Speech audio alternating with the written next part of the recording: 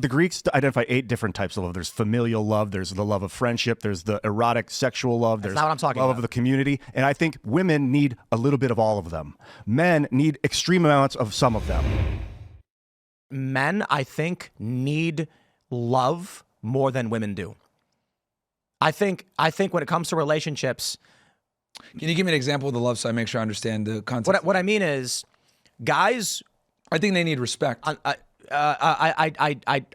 don't agree with that. There's a lot of different kinds of love. To a certain degree, guys need respect. I think women have a more complex range of emotional requirements than men. So what I mean to say is, if we were to break down the emotional spectrum, I would say that women need like 20% here, 20% here, 20% here, 20% here. Men need love. They need a woman who's going to cuddle with them and make them feel loved. That's erotic. There's 8 different types of love. No, stop. Eros is what it's called. Incorrect. That is not what I'm saying. Men need to feel a warm sensation in their heart from a woman more than women need to feel. Let me try and identify what you're saying. Not Eros. I am not talking about erotic love. The Greeks identify 8 different types of love. There's familial love. There's the love of friendship. There's the erotic sexual love. There's not what I'm talking love about. of the community. And I think women need a little bit of all of them. Men need extreme amounts of some of them. What I'm saying is the trope in film and movies is that men just want to get laid and women are the ones who want to be in love and be swept off their feet. No, I think women want a little bit of, require a little bit of everything. And there's a reason for that in evolutionary psychology. And I think from what I've actually seen, at least towards millennials, guys are more emotional and more attached than women are. But I don't know. You can tell me what you think. So I think when he means eros, it doesn't mean like erotic love. It's not sexual. It's just it's romantic love. It's that's what I'm saying. I'm saying romantic. That's eros. It's not like when erotic is. It's charged in a way that eros isn't meant to be. Like it's more of like a pure, like everlasting, like really intense, infinite love. Yeah, I think men need to be loved too. I think they need to be respected. It goes hand in hand. Well, here's the thing. A woman can't love a man unless she respects him. That's why I'm saying respect needs to be the bottom line. Then the love comes after. My point is that women have a larger range of emotional requirements than men don't. Sure. But what I'm saying is that like the prerequisite for a woman to love you, even in the first place, for you to get that attention that you're talking about, this love, she needs to respect you. And that's why and this is what I mean when I say like, for women, for them to fully submit and love you and treat you the way you're supposed to be treated as a leader, she must respect you first. I'll add to this. I believe that women actually require more input from women as to who they'll actually love and respect. That is to say, a guy may... I'm confused, but can you like kind of... I'll elaborate. Yeah. There are circumstances, of course, where a guy is embarrassed he's dating a girl.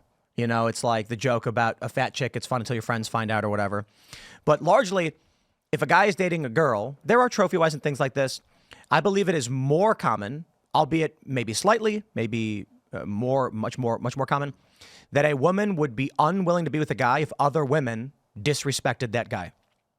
If there's a guy who is 6'5", chiseled, good looks, tall, dark, and handsome, and a woman saw that guy and she went, "Wow, I want to date him. He looks great." And then all of their friends were like, "Isn't that the cow fart guy?" They'd be like, "I'm not dating him. All my girlfriends." Okay, I see what you mean. You're saying basically other perception social of pressure. Other women. Yeah, social. Absolutely. It's not necessarily perception. It's if there is a guy who should fit all of the criteria, as soon as a woman meets him, she's like, he fits all the criteria, he's going to be good. The moment she finds that other women do not respect him, she would say, "I don't want to be with him." Yeah. I mean, that's 100%. Yeah, because social status, I've always said this, social status is by far the biggest amplification trigger when it comes to women and attraction, right? Like for us, it's looks and youth. For them, it's status, right? This is why guys that are ugly or might be not the most attractive are able to get women because they might have some status and wealth, because that's what women respond to the most. And that status is... it's based off of other men wanting to be like him and other women respecting him. Oh, I definitely want to. I feel like you haven't gotten a chance to. No, so elaborate. a lot of women date or marry guys that their friend groups hate, and they just don't listen. You'll have the entire group of women that are saying you shouldn't be with this person, and they do it anyways. I think that there's exceptions, if he does have high status or there's she's getting something from that relationship that doesn't really garner respect.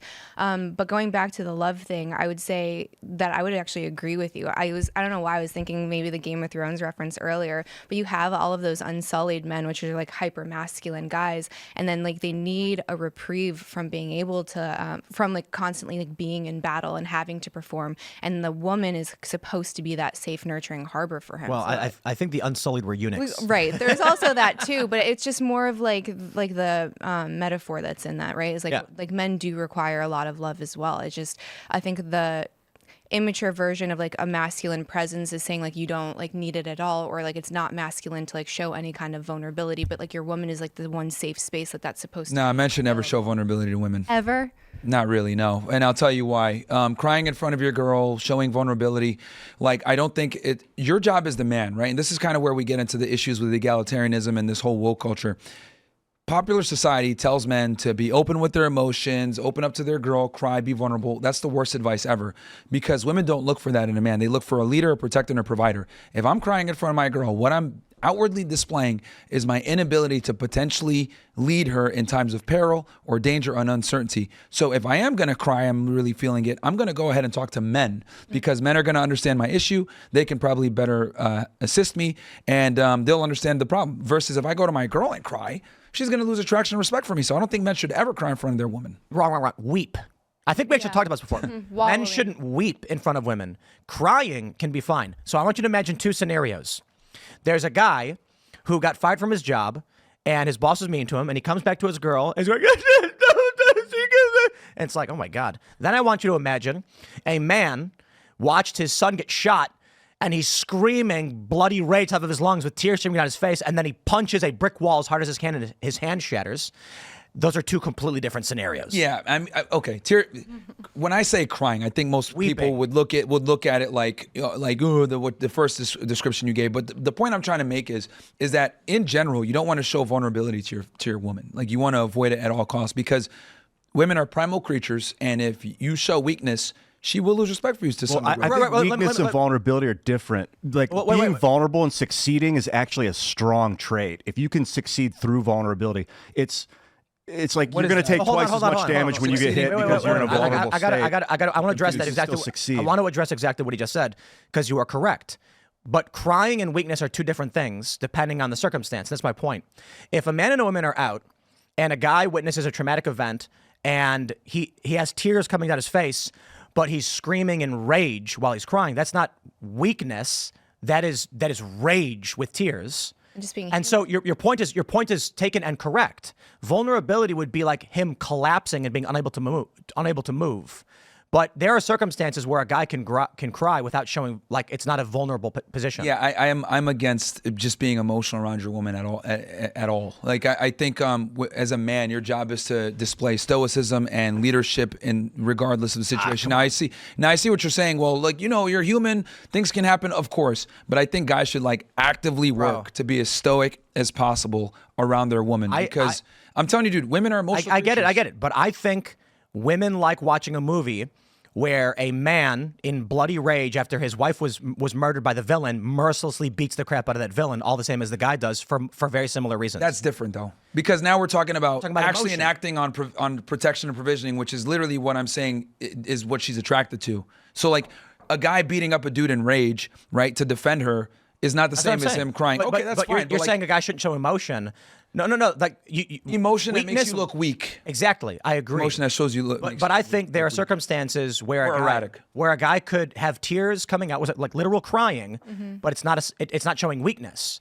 Like the villain, like when Spider-Man, let's see, the Amazing Spider-Man with Andrew Garfield, and what's her face falls from the tower, and he tries to save her, and she hits her head, and he's crying and screaming no because his wife has died. Women loved that scene. Sure. But when I'm talking about, because he's crying for them. Yeah, when I'm talking about showing weakness, etc., I'm talking about showing an inability to control a situation.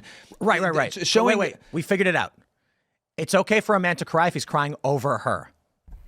Like I mentioned with Spider-Man, and she hits her head and she dies while doing something that's masculine. Right. Like protecting her or whatever. Yeah. Being a superhero. And I could agree with that. I could agree with that because Candace, what do you think? Because he's adhering. Like, okay, so in that situation, he's adhering to his job, so that's fine. But I'm talking about showing cluelessness, not uncertainty, crying because of that. That's problematic. Agreed. And that's what I mean. Because when we talk about being vulnerable, right? When women say this dumb shit, what they're referring to is being vulnerable and also weak. They're not talking about, this circumstance that's very specific where you're showing tears when you're fighting somebody off. That's different. I'm talking about you not being certain in what's going on and showing the vulnerability there. Yeah, well, vulnerability and weakness are different. Let me explain. Like, weakness is an inability to control the situation. That's not attractive. But vulnerability is like a guy who goes into battle and he doesn't take his armor because it's going to weigh him down, and he runs through the bullets and he still succeeds. Like, that's a badass trait. If you can succeed while vulnerable, you're a strong man. And women are very attracted to being able to express vulnerability. Let's ask the woman. When I say hold on, let's ask the woman. I would say the armor is like a good analogy as well. So I don't think vulnerability and weakness are the same thing either. And I'm certainly not attracted to like a guy that has no direction and no control. Like, that's gross to me too. But when I say vulnerability, it's being willing to like open up with your woman, share emotions, tell her that you love her, express your feelings, and like grow the relationship on a deeper level instead of something that's just like physical, right? So when I say vulnerable, it's just accessing emotions, especially if you're going to be a father and let's say you're going to be a girl dad. Like, you have to be able to access certain emotions to be a proper dad. Otherwise, you're going to just kind of be this hard ass that doesn't show her like the masculine can also be loving. Thanks for watching this clip from the Culture War podcast. We're live every Friday, 10 a.m. to noon. So subscribe and come hang out.